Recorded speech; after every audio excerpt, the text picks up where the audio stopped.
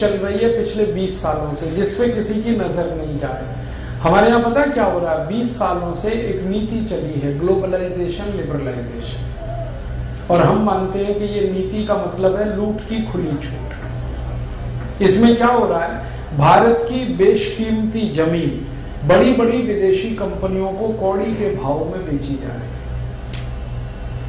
आपका पड़ोसी उड़ीसा है ना, उड़ीसा में एक पॉस्को नाम की कोरियन कंपनी को 55,000 एकड़ जमीन बेच दिया।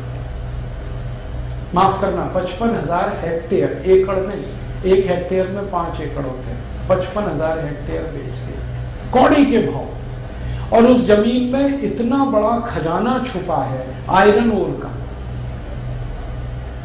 आपको ये बात मालूम है कि उड़ीसा अकेले राज्य का कुल आयरन ओर पूरे एशिया के आयरन ओर का 1/3 है। पूरे एशिया खंड में जितना लोहे का अयस्क है उसका 1/3 अकेले उड़ीसा में है। पूरे भारत की बात नहीं कर रहा, खाली उड़ीसा। और वो आयरन ओर से भरी हुई हमारी धरती विदेशी कंपनियों को कौड़ी के भाव में बेचती है एक मुख्यमंत्री। ऐसी मनमानी है, लूट तंत्र है ये। ऐसी एक और बड़ी कंपनी है स्टरलाइट, उनको बेच दिया, 70-75 हजार एकड़ जमीन उनको दे दी। ये जमीनें ऐसे बेच रहे हैं जैसे इनके माता पिता छोड़ के चले गए। और किसान बेचारे जो अपनी जमीन बचा रहे हैं उनको लाठियां मारी जा रही हैं, उनके ऊपर गोलियां चलाई जा रही हैं, वो मर रहे हैं। लाठीचार्ज हो रहा है, गोलीबार हो रहा है किसानों पर।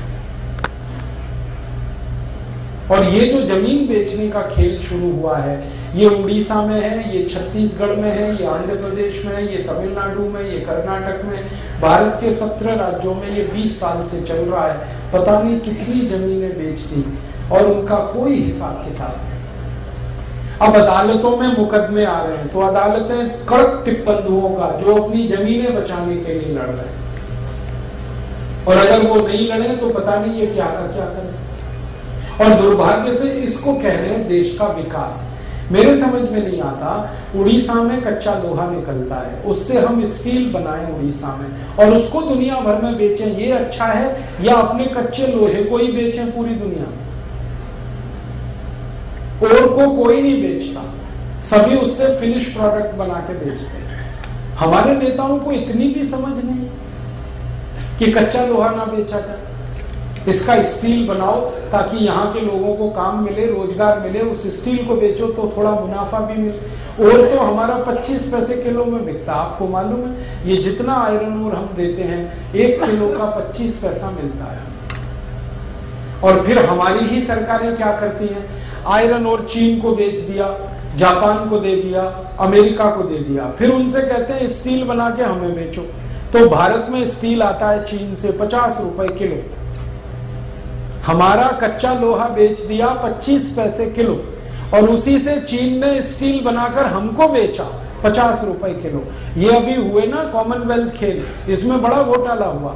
हमने आयरन ओर बेचा, चीन ने हमको स्टील बना के बेचा 50 रुपए किलो, और वो स्टील भारत में बनता है 12 रुपए किलो, जो हमने चीन से खरीदा 50 रुपए किलो, जापान से खरीदा 50 रुपए किलो। हम उसको खुद बनाएं। हमारे यहाँ बहुत सारी स्टील बनाने वाली कंपनियां, स्टील अथॉरिटी इंडिया लिमिटेड है, वो तो बहुत बड़ा पब्लिक सेक्टर है। प्राइवेट सेक्टर में जिंदल है और टाटा है, ये सब वो स्टील 12 रुपए किलो के आसपास बना देते हैं। उसको सरकार 25 पैसे किलो में कच्चा लोहा बेच के 50 रुपए किलो में खरीदती है। तो जब कच्चा लोहा सस्ता बेचते हैं इसमें घोटाला करते हैं, और फिर वहां से स्टील लाते हैं उसमें घोटाला। रोज होता है ये काम। करोड़ों मीट्रिक टन हमारा स्टील ऐसे ही बिक गया पिछले 20 साल। ये घोटाले तो इतने बड़े हैं कि जिस दिन ये खुलेंगे आप विश्वास नहीं कर पाएंगे कि अपने नेता इतने गद्दार और बेईमान हो सकते। अब हमारे